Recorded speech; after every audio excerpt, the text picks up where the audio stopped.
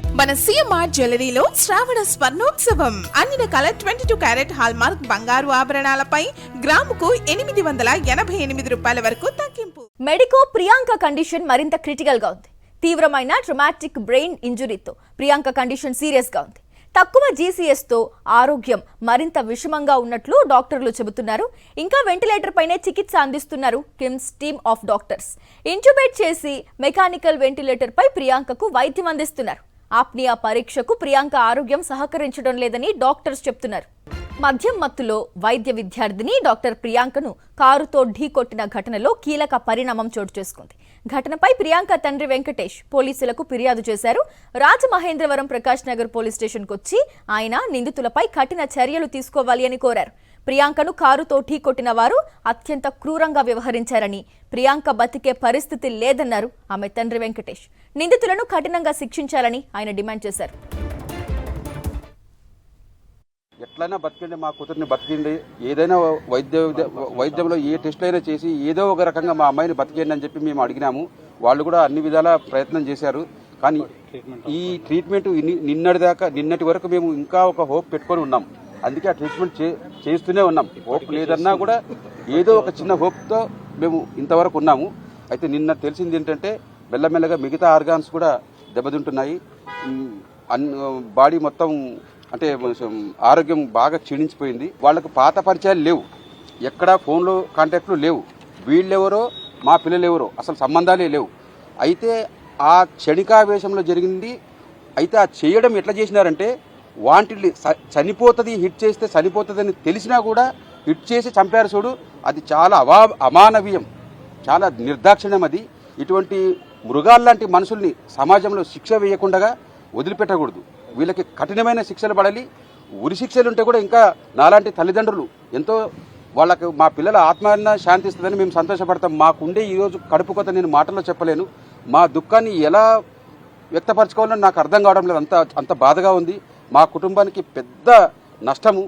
ఫర్దర్గా ఏంటంటే మా అమ్మాయి ఒకవేళ ఇఫ్ ఇన్ కేస్ మేము అది కోరుకోము, ఒకవేళ డెత్ అయితే నిందితులు తప్పించుకునే అవకాశం లేకుండా ఉండాలి. ఖచ్చితంగా వాళ్ళకి శిక్ష పడాలి. ఇందులో ఏ ప్రమేయాలు ఉండకూడదు, ఎవరి ఇన్ఫ్లుయెన్స్ పనిచేయకూడదు. డిపార్ట్మెంట్ పర్ఫెక్ట్గా పనిచేయాలి. చంద్రబాబు నాయుడు గారు, మీకు ఆడపిల్లలు లేరా? మీకు కూతురు లేరా? చెల్లెండ్లు అక్కలు మీకు లేరా? మీకు అసలు ఆడపిల్లల ప్రాణము పోతుందంటే ఏం సార్? ఒక్కసారి హాస్పిటల్గా మీరు అక్కడే వారం వారం వస్తారుగా హైదరాబాద్కి, ఒక పూట వచ్చి పలకరించలేరా, పరామర్శించలేరా? పవన్ కళ్యాణ్ గారు మీరు ఉప ముఖ్యమంత్రిగా ఉండి మీకు ఎంతో మంచి పేరుంది. ఇలాంటి బాధలను వింటే మీరు తట్టుకోలేరు. మీరు కూడా ఒక ఫోన్ లేదు, ఒక విజిట్ లేదు. ఏం సార్ ఇది? మీరు స్పందించాలి కదా సార్. ఇంత న్యూస్ స్టేట్ మొత్తం ఇంత మారు మోగిపోతుంది, ఇంత దారుణం జరిగింది, అమ్మాయిని ఇంత అన్యాయంగా చంపారని చెప్పి విన్న తర్వాత కూడా మీరు ఒక ఫోన్ చేయలేదు. ప్రభుత్వం నుంచి ఏ స్పందన లేదు. ఎడ్యుకేషన్ మినిస్టర్ గారు లోకేష్ గారు, మీరు కూడా ఎన్నో విషయాల్లో మీరు సహాయకంగా ఉంటారు, ప్రజల కష్టాలను అర్థం చేసుకుంటారు. మరి మా పట్ల ఈ మెడికల్ విద్యార్థిని తన అందమైన జీవితం కళ్ళ ముందు ఇక మేము చూడబోతున్నప్పుడు మా అందమైన కళల సౌధం మా తల్లిదండ్రుల కళ్ళెదుటే కూలిపోతే మా కడుపు కోత ఎంత ఉందో మీకు అర్థం కాలేదా సార్? మీరు స్పందించండి సార్, మీరు రాండి సార్, మా బాధను అర్థం చేసుకోండి సార్. ఇలా హిట్ ఇచ్చి చంపేసి తిరిగొచ్చా సార్ సమాజంలో? బాగుందా సార్? మీకు మీ చట్టాలు కరెక్ట్గా పనిచేస్తున్నాయండి? ఇలా చేయొచ్చా అందరూ? మహిళా హోమ్ మినిస్టర్ గారు, అమ్మ మీరు కూడా ఆడపిల్లే, మాకు అమ్మ లాంటి వారు, మీకు చెల్లెళ్ళు లేరా, కూతుళ్ళు లేరా? ఆడపిల్లలంటే మీకు దయ లేదా? అమ్మాయి ఏంటి ఒక డాక్టరు, వీళ్ళ పట్లనే ఇంత మీడియా ద్వారా ఇంత న్యూస్ వస్తుంటే కూడా మీరు చూడలేదా? మీ మనసు కదలలేదా? ఏంటండి ఇది?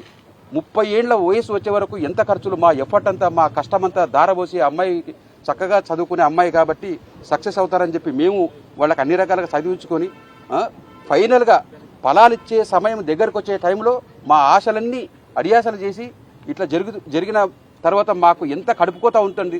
ఏడ్చి నా కంట్లో నీళ్లు ఆవిరైపోయినాయి. నా కడుపులో కసి అంటే ఎంత బాధ ఉందో నేను తట్టుకోలేను. ఇంకా మీడియా ముందు ఏడవటంలో ఉపయోగం లేదని నాకు అర్థమైంది. ఏడ్చి నా కళ్ళలో నీళ్లు కూడా ఆవిరైపోయినాయి. నా బాధ ఏం చెప్తున్నానంటే మా కుటుంబానికి తీరని లోటు ఇది. మా పెద్ద కుటుంబమే మాది. మా కుటుంబంలో మొట్టమొదటి డాక్టర్ ఈమె. గొప్ప పేరు వస్తుంది. మా కుటుంబం తరపున ఒకరు డాక్టర్ తయారవుతారు. దీన్ని ఇన్స్పిరేషన్గా తీసుకొని ఇంట్లో రకరకాలుగా పిల్లల్ని డాక్టర్లు చేయటమో ఇంజనీర్లు చేయటమో చక్కగా చదివించుకోవటము ఒకరు సక్సెస్ అవుతే ఆ ఇన్స్పిరేషన్గా తీసుకుంటారు కదా సార్. అలా జరుగుతుంది, గొప్ప పేరు తెస్తుంది మాకని చెప్పి మేము అనుకున్నాం. మా అంత కుటుంబానికి ఆమె బాసటగా ఉండి మమ్మల్ని అందరినీ, ఇప్పుడు నాకు 3 కూతురులే, అబ్బాయిలు లేరు, పెళ్లి చేసి పంపిస్తే వాళ్ళ ఇంటికి వాళ్ళు వెళ్ళిపోతారు, మమ్మల్ని చూసుకునేది ఎవరు అనే కోణంలో మాట్లాడినప్పుడు అమ్మాయి నేనున్నాను మొత్తం కుటుంబానికి, నేను చూసుకుంటానని చెప్పి ఎంత చక్కగా చెప్పేది. అలాంటి ఆశల సౌధం ఈరోజు కుప్పగూలి మా కళ్ళెదుటిగే కసిగా వాళ్ళు యాక్సిడెంట్ చేసి చంపేస్తే మా బాధ ఎట్లుంటుందో మీరు మీరందరూ తల్లిదండ్రులు మీకు కూడా పిల్లలు ఉంటారు, ఎట్లుంటుందో మీరు చెప్పండి సార్. నేను ఒడిసిలో నుంచి ఆ బాధని నేను చెప్పలేను సార్. కాబట్టి మా కుటుంబానికి తీరని లోటు జరిగింది. ప్రభుత్వం ఇప్పటికైనా స్పందించి సార్ మానవత్వం చూపించండి, మానవత్వం చూపించి మీరు స్పందించండి సార్. మరిన్ని అప్డేట్స్ కోసం ఛానల్ ను సబ్స్క్రైబ్ చేయండి. నోటిఫికేషన్స్ కోసం బెల్ ఐకాన్ పై క్లిక్ చేయండి.